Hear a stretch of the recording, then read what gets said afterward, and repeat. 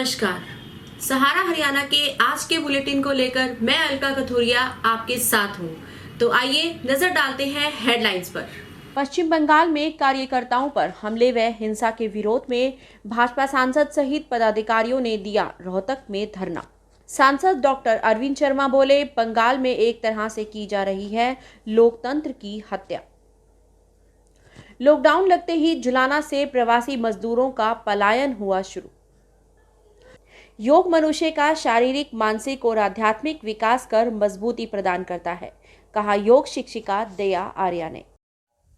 अस्पतालों में Covid protocol की अनुपालना करें सुनिश्चित, कहा अनंत मोहन शरण ने। कोविड अस्पतालों की सुविधाओं का डाटा करें एकत्रित, धरातल की वास्तविकता का पता लगाए कमेटी। जुलाना अनाज मंडी से 200 गेहूं के बैग चोरी, आरती ने 20 अप्रैल को ही कर दिए थे रेडी। आरती ने लगाया फूड सप्लाई इंस्पेक्टर पर आरोप कि बिना लेन देन के नहीं करवाता उठान।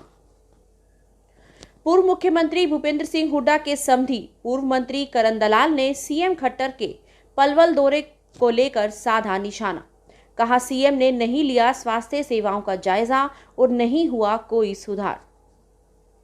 सीएम पद की शपथ लेते ही बोली ममता बनर्जी, हिंसक घटनाओं को नहीं किया जाएगा बर्दाश्त, होगी सख्त कार्रवाई। पश्चिम बंगाल में भाजपा कार्यकर्ताओं पर हमले व हिंसा के विरोध में बुधवार को पार्टी जिलाध्यक्ष अजय बंसल की अध्यक्षता में पार्टी सांसद व अन्य पदाधिकारियों ने धरना दिया और बंगाल घटनाक्रम को लेकर कड़ी निंदा की। जिलाध्यक्ष ने कहा कि चुनाव में हार जीत होती रहती है, लेकिन राजनीतिक हिंसा नहीं होनी चाहिए, ये प्रजातंत्र के लिए घातक है। सांसद डॉक्टर अरविंद शर्मा ने कहा कि बंगाल में एक तरह से लोकतंत्र की हत्या की जा रही है। जिन लोगों को समाज के प्रत्येक तबके की चिंता होनी चाहिए, वे लोग ही इस हिंसा के जिम्मेवार हैं। उन्होंने कहा कि बंगाल में तुरंत राष्ट्रपति शासन लागू कर देना चाहिए। बुधवार को पार्टी जिलाध्यक्ष अजय बंसल की अध्यक्षता में पार्टी कार्यालय स्थित डॉक्टर मंगल सेन की प्रतिमा के सामने भाजपा पदाधिकारियों ने बंगाल में भाजपा कार्यकर्ताओं पर हुए हमले व हिंसा के विरोध में धरना दिया। जुलाना में एक बार फिर से मजदूरों का पलायन देखने को मिल रहा है। 3 मई से प्रदेश में हरियाणा सरकार द्वारा संपूर्ण लॉकडाउन की घोषणा करते ही मजदूरों में डर और भय का माहौल बन गया। वो अपने मजदूर साथियों के साथ अपने घर की ओर पैदल ही निकल गए। जुलाना से होकर गुजर रहे दर्जनों मजदूरों को देखा जा सकता है। जिस प्रकार पिछले वर्ष लॉकडाउन लगने के बाद मजदूरों में डर का माहौल था और वो पैदल ही अपने घर की तरफ निकल गए थे, वही स्थिति 3 मई से लॉकडाउन के बाद ये डर दोबारा से मजदूरों को सताने लगा और जुलाना और आसपास के क्षेत्र में काम करने वाले दर्जनों मजदूर पैदल ही अपने साथियों के साथ सड़क के रास्ते दिखाई दिए। गरुड़ कहाँ पड़ता है ये? इधर भंगा जिला में। तो क्या साधन मिला आपको? कहाँ मिला? पैदल निकल रहे हो? पैदल ही निकल रहे हैं। कितने दिन में पहुंच जाओगे? पता नहीं अब कितने दिन में जाएंगे। तो लॉकडाउन चल रहा है, फिर ऐसे में कैसे जा पाओगे? अब क्या करेंगे, तो जाना तो पड़ेगा ना। क्यों जाना? यहाँ काम नहीं मिलता? काम यहाँ पर है नहीं अभी। तो पैदल जाओगे? हाँ। कौन से जिले में जाओगे? जाएंगे हम लोग सहरसा जिला में। क्या नाम आपका? रामाशीष। साधन तो अभी नहीं। पैदल चल रहे हो? कितने दिन में पहुंचोगे घर? जितने दिन में पहुँचे। क्या नाम बताया आपने? राजकुमार। रोहतक के विभिन्न सार्वजनिक स्थानों और पार्कों में योग की शिक्षा दे रही योग शिक्षिका दया आर्या ने ताऊ देवीलाल पार्क में योग कक्षा में बताया कि योग आदिकाल से हमारी भारतीय संस्कृति का अंग रहा है। गुरुकुल हमारी प्राचीन भारतीय शिक्षा पद्धति के मुख्य केंद्र बिंदु थे, जहां गुरु और आचार्य शिक्षार्थियों को पढ़ाई के साथ साथ योग की शिक्षा देते थे। योगीराज भगवान श्री कृष्ण ने अपने गुरु संदापनी के गुरुकुल आश्रम में ही योग की शिक्षा ग्रहण की थी। विश्व प्रसिद्ध योगाचार्य आचार्य पाणिनि ने अपने आश्रम पर ही अष्टाध्यायी योग ग्रंथ लिखकर विश्व को योग की नई राह दिखाई थी। उन्हीं के दिखाए मार्ग पर चलते हुए आज अनेक भारतीय योग शिक्षक पूरे विश्व में योग की मशाल जलाकर लोगों को नई राह दिखा रहे हैं। सादर नमस्ते, मैं दया आर्या, रोहतक रिटायर्ड हिंदी लेक्चरर, सामाजिक सेवा के रूप में मैं कार्य दे रही हूँ। और मैंने अपने आप को रोग मुक्त किया योग प्राणायाम आसन के माध्यम से, हवन के माध्यम से। और अब मैं घूम घूम करके जगह जगह सार्वजनिक स्थानों में, पार्कों में, विद्यालयों में, महाविद्यालयों में सबको सिखाने का काम कर रही हूँ। और मेरे प्रयास से लगभग 150 कक्षाएँ लगी, कभी बनती रहती है, कभी टूटती रहती हैं। कोरोना समय में भी पिछले वर्ष काफ़ी काम किया, 5 शेल्टर होमों में योग, हवन और भजनों का कार्यक्रम दिया।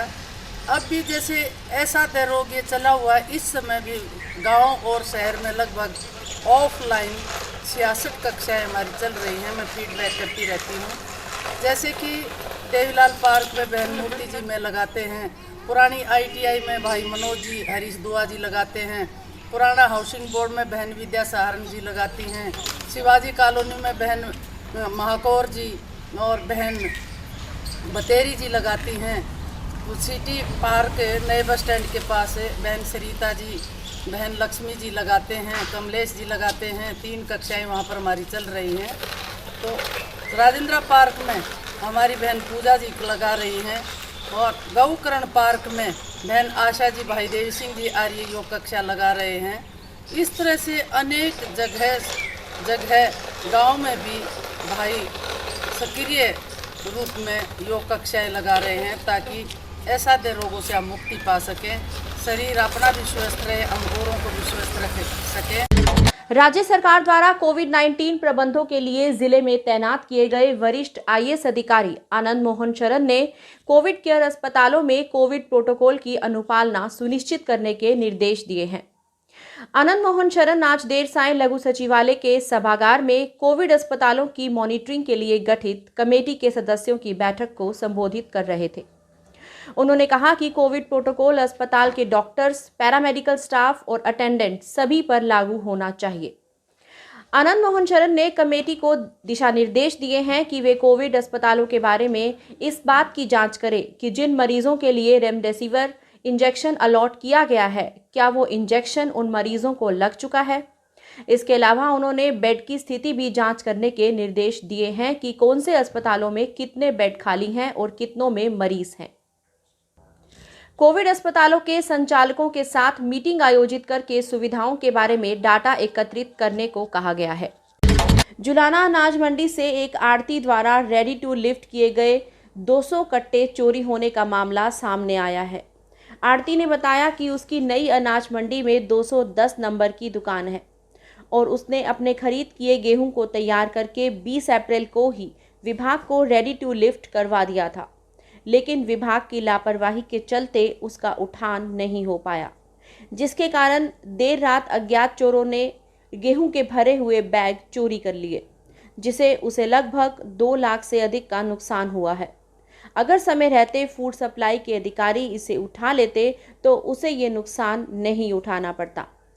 फूड सप्लाई के अधिकारी बिना लेन देन के किसी भी दुकान से माल का उठान नहीं करते।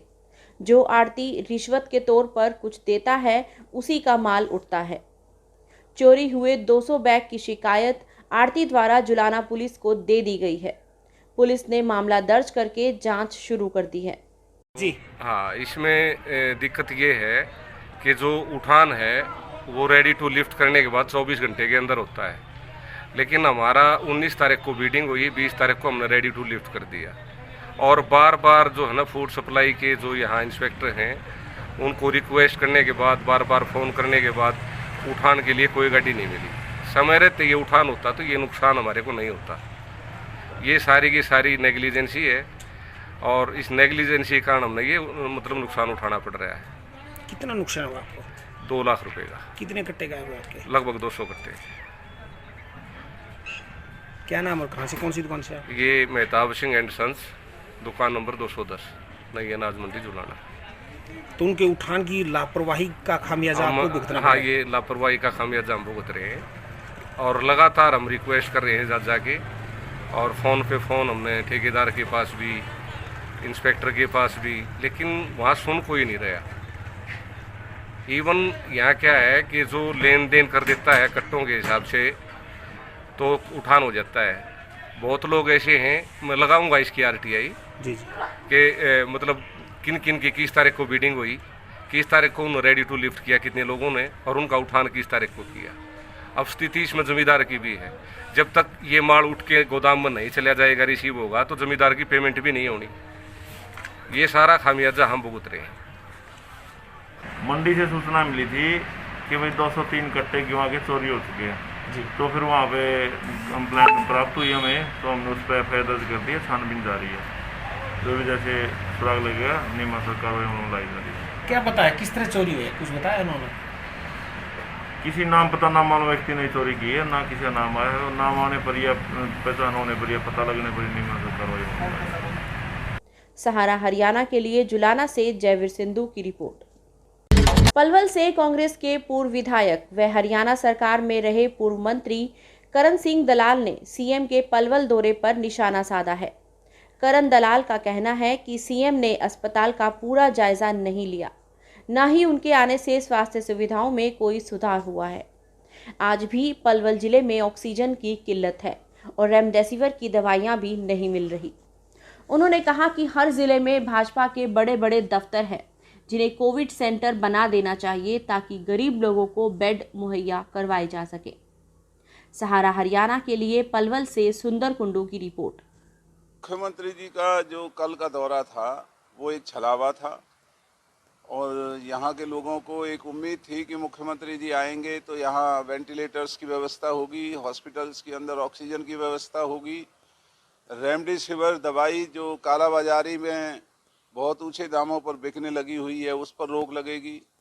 लेकिन आज बड़े अफसोस की बात है कि मुख्यमंत्री के दौरे के बाद आज पलवल के अंदर न रेमडेसिविर दवाई उपलब्ध है, न वो सरकारी अस्पताल में उपलब्ध है, न यहाँ ऑक्सीजन पर्याप्त मात्रा में है, और जो वेंटिलेटर्स की ज़रूरत है उन वेंटिलेटर्स को भी अभी स्थापित नहीं किया गया है। अधिकारियों को फ़ोन करते हैं, अधिकारी फ़ोन नहीं उठा रहे हैं। डॉक्टर्स अस्पताल के अंदर दाखिल मरीजों को देखने तक नहीं जाते हैं, उनके परिजन ही उनको दवाई देने का काम कर रहे हैं।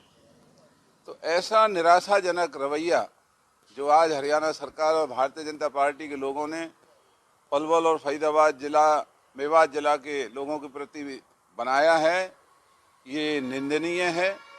और हम सरकार से अपील करते हैं कि इस कठिन समय में सरकार को राजधर्म की पालना करनी चाहिए और आगे बढ़ कर के जहां भारतीय जनता पार्टी के हर जिले में इन्होंने भव्य इमारत बनाई है, इन्होंने जिला मुख्यालय बनाया है, तो आज कम से कम हर जिले के अंदर जो इनका चुनावी घोषणा पत्र में इन्होंने ऐलान किया था कि हर जिले के अंदर मेडिकल कॉलेज बनेगा, मेडिकल कॉलेज तो दूर रहा, जो अस्पताल के भवन हमने बनाए थे उनके अंदर दवाइयाँ और डॉक्टर और नर्स तक वहाँ पर नहीं हैं।